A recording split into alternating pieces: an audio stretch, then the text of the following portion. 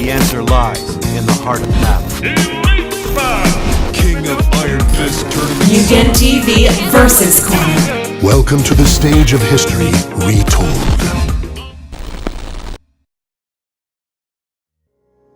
Hey everyone, this is MugenLord here, and I'm back again with some more fighting game content. Now, today I want to talk about EVO 2019 personally.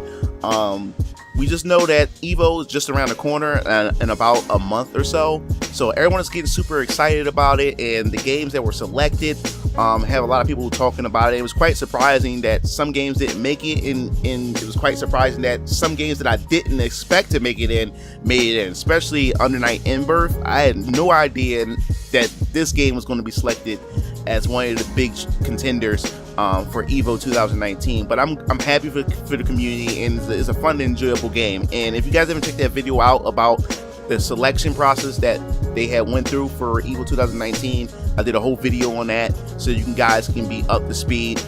Sadly, Smash Bros. Melee didn't make it in, but that video will go into much details and everything about that. But in this video, I just want to talk about how many people had entered in each game, because it looks like that they have been keeping a tally as far as ranks is concerned, which game has the most entrants and most people and what people had entered the most as far as EVO 2019 is concerned. So we're going to go on, and I'm leaving a link in the description below if you guys want to go check out an article that has posted all the rankings of each game and how many players had entered.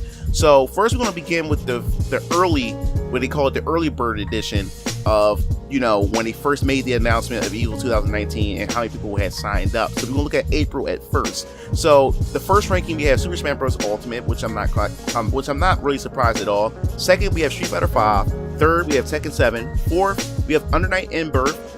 And then 5, we have Samurai Showdown. 6, we have Mortal Kombat 11. 7, we have Dragon Ball FighterZ. 8, we have Soul Calibur 6. And then 9th, we have BlazBlue Cross Tag Battle. Now, I'm not quite surprised at seeing Super Smash Bros. Ultimate ranked as #1. I mean, it's a game that appeals to everyone because of its iconic characters, so there's no shock to that.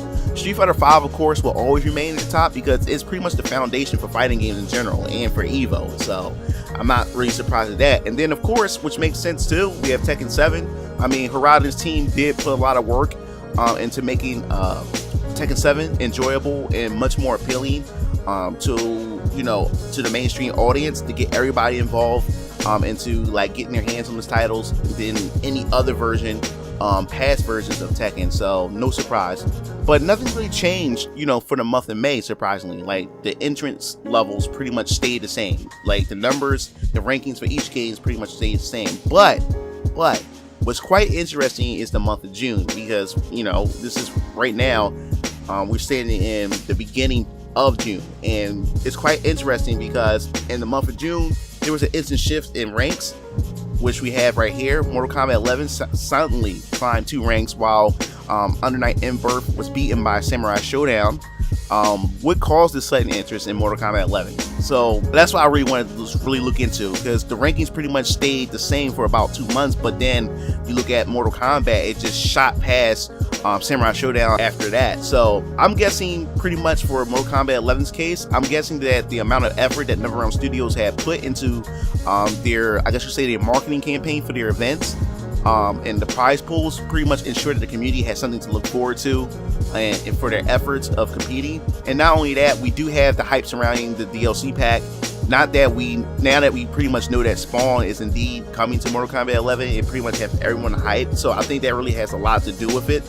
And this game is pretty much, I guess you say, was given the chance to see its potential that it has with its new shift in direction in terms of combat mechanics. So I guess people are really liking that it's more footsie based, like compared to like other fighting games like similar to Street Fighter and stuff like that. So I think it has that mass appeal, and more people are now just diving right into it. So I mean, kudos to Mortal Kombat 11, but we cannot ignore the elephant in the room, which I'm really quite surprised about, and that's Dragon Ball FighterZ.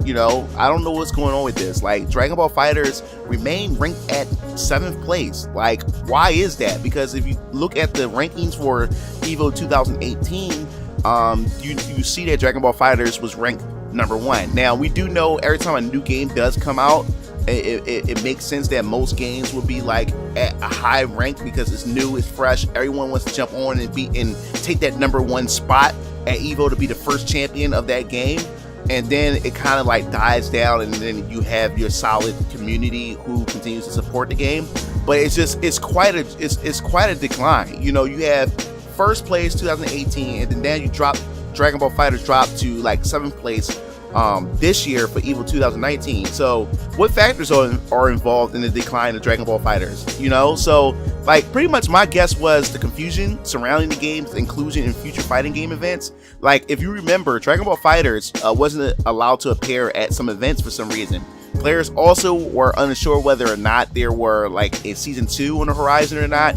Now that the biggest patch though for the game was released, along with season 2 characters, with season 2 characters being revealed, it still seemed like nothing really changed as far as the game entrance rates for some reason. And like, why is that? You know, I really don't know what's going on, but I definitely want to leave that for you guys to discuss in the comment section below about Dragon Ball FighterZ and its sudden decline. Is the game like slowly dying? Is it going to fade from existence? I definitely want to hear your thoughts on that. And that pretty much sums up this video. This wraps this video up. I want to know what your thoughts is about the rankings. Do you think that these rankings are justified? Do you think that these games deserve to be here showing at EVO? I'm still quite surprised by Samurai Showdown. Like, Samurai Showdown came out of nowhere and it made it in EVO, and we, of course, after the situation with Dead or Alive 6, we'll probably never see a Dead or Alive game ever grace the floors of EVO ever again. But I definitely want to hear your thoughts on this whole situation.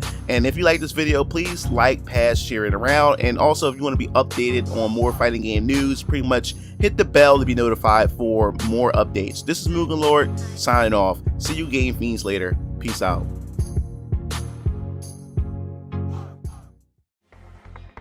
It looks like you reached the end of the video. Well, while you're at it, check out some of my other discussion videos by clicking on the annotations below, and don't forget to follow me on other social media platforms to stay up to date with future content. Signing off.